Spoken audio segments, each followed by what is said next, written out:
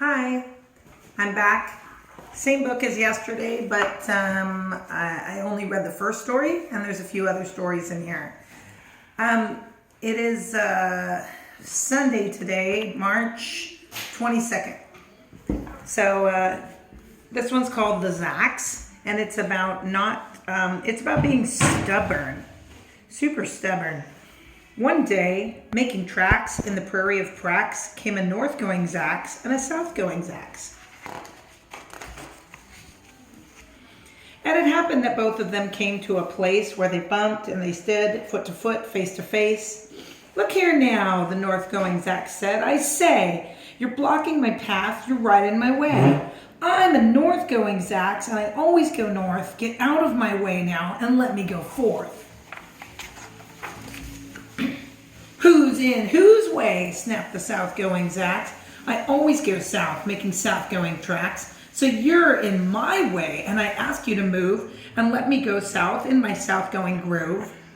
Then the north-going Zacks puffed his chest up with pride. "I never," he said, "take one step to one side.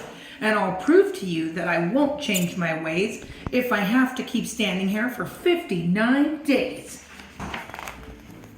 "Oh, and I'll prove to you," yelled the south-going Zacks, "that I can stand here in the prairie of Prax for 59 years, for I live by one rule that I learned as a boy back in south-going school. Never budge. That's my rule. Never budge in the least. Not 1 inch to the west and not 1 inch to the east. I'll stay here, not budging. I can, and I will, if it makes you and me and the whole world stand still." Well, of course the world didn't stand still. The world grew. In a couple of years, the new highway came through, and they built it right over those two stubborn Zacks and left them there standing unbudged in their tracks. So the point of that story is that sometimes it's very silly to be so stubborn. And then here's another story. It's pretty short. It's about all these kids right here. This mom had a whole bunch of kids, and she named all of them Dave. So the title of the story is Too Many Daves. Did I ever tell you that Mrs. McCabe had 23 sons, and she named all of them Dave? Well, she did, and that wasn't a smart thing to do. You see, when she wants one and calls out, "Yoo-hoo, come in the house, Dave," she doesn't get one. All 23 Daves of hers come on the run. This makes things quite difficult at the McCaves, as you can imagine, with so many Daves, and often she wishes that, when they were born, she had named just one of them Bodkin Van Horn, and one of them Who's Foos, and one of them Snim, and one of them Hotshot, and one Sunny Jim, and one of them Shadrach, and one of them Blinky, and one of them Stuffy, and one of them Stinky, and another one Put-Put, another one Moonface, another one Marvin O'Gravel Balloon Face, and one of them Ziggy, and one Soggy Muff, and one Buffalo Bill, and one Biffalo Buff, and one of them Sneepy, and one Weepy Weed, and one Paris Carter, and one Harris Tweed, and one of them Sir Carmichael Zut, and one of them Oliver Bolivar Butt, and one of them Zanzibar Buck McFate. But she didn't do it, and now it's too late. And so that was a short story. And here's the last one in the book. It's called What Was I Scared Of? And I like this one because it's kind of like the first one where we learned not to be mean to people when they look different. And this one's going to have kind of a similar theme. "Well, I was walking in the night and I saw nothing scary, for I've never been afraid of anything. Not very. Then I was deep within the woods when suddenly I spied them. I saw a pair of pale green pants with nobody inside them. I wasn't scared, but yet I stopped.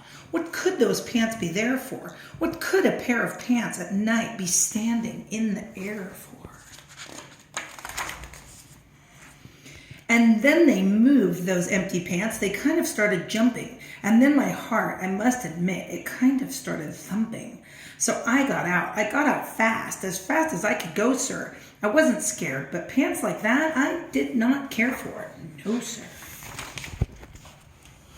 After that, a week went by. Then one dark night in Greenwich, I had to do an errand there and fetch some Greenwich spinach. Well, I had fetched the Greenwich spinach and I was starting back through town when those pants raced around a corner and they almost knocked me down. I lost my Greenwich spinach, but I didn't even care. I ran for home. Believe me, I had really had a scare. Now, bicycles were never made for pale green pants to ride in, especially those spooky pale green pants with nobody inside them. And the next night I was fishing for doubt trout on River River. When those pants came roaring towards me, well, I started in to shiver. And by now I was so frightened that I'll tell you, but I hate to. I screamed and rode away and lost my hook and line and bait too. I ran. I found a brickle bush. I hid myself away. I got brickles in my britches, but I stayed there anyway. I stayed all night, the next night too. I'd be there still, no doubt. But I had to do an errand, so the next night I went out.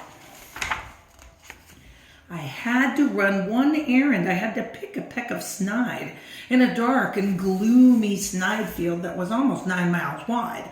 I said, I do not fear those pants with nobody inside them. I said those words. I said them, but I lied them. Then I reached inside a snide bush, and the next thing that I knew, I felt my hand touch someone, and I bet that you know who. And there I was, caught in the snide, and in that dreadful place, those spooky empty pants and I were standing face to face. I yelled for help. I screamed, I shrieked, I howled, I yelled, I cried. Help! Save me from the pale green pants! Nobody inside!